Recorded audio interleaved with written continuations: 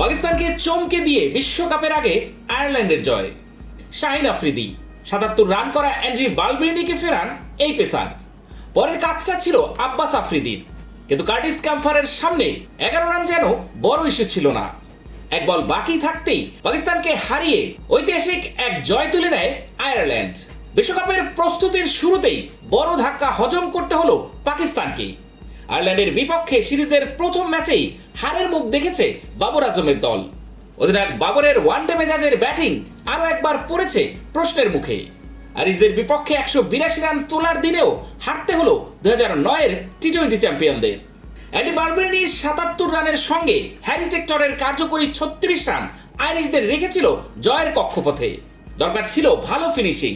ক্যাম্পারের ৭ বলে ১৫ রানের ক্যামিও শেষ পর্যন্ত সেই কাজও সহজ করে দেয়।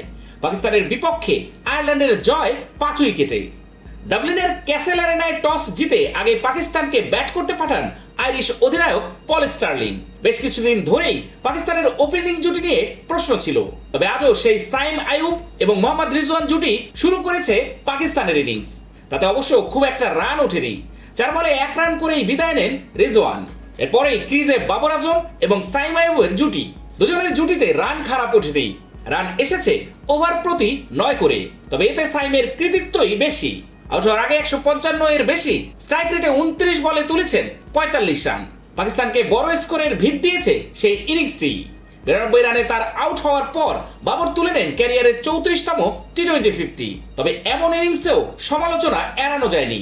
৪৩ বলে ৫৭ রানের ইনিংসটি পাকিস্তানের রানের চাকাই বরং খানিকটা ধীর করে ফেলেছিল। যদিও এ সময় পাকিস্তানের হয়ে রান করতে পারেনি কেউই। ১৮ বলে ২০ রানের আরেকটি ধীরগতির ইনিংস খেলেন ফখর জামান। আর আজম খান ও শাদাব খান দুজনেই ফিরেছেন ডাক মেরে। শেষ দিকে ইফতিকার ৩-৪ এবং ৩ ছক্কায় ১৫ বলে ৩৭ রান করে দলের রানের চাকা ঘোরান। আর তাকে সঙ্গ দেন শাহিন আফ্রিদি। তার ৮ বলের ইনিংসে এসেছে ২০ রান। তাতেই পাকিস্তান পেয়ে যায় ১৮২ রানের বড় পুঁজি। ব্যাটাতে আইরিশদের সূচনাও খুব একটা ভালো হয়নি।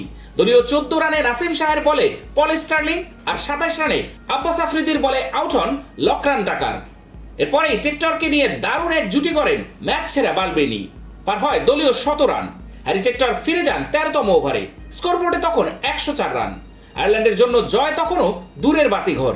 এ সময় ১২ বলে ২৪ রানের দ্রুতগতির এক ইনিংস উপহার দেন জর্জ ডকরেল। ছোট এই ক্যামিওটাই ম্যাচ নিয়ে আসে হাতের মুঠোয়। দলীয় ১৪৩ রানে ডাকরেল ফিরে গেলেও বিপদ হয়নি। বালবেইনি 50-র পরেও ধরে রেখেছিলেন রান তোলার গতি। ১৯তম ওভারে থামে তার ৫৫ বলে ৭৭ রানের ইনিংস। কিন্তু ততক্ষণে ঠিক জয়ের কাছাকাছি চলে যায় আয়ারল্যান্ড। আর শেষ ওভারে ২-৪ মেরে দলকে জয় এনে দেন কার্টিস ক্যাম্পার।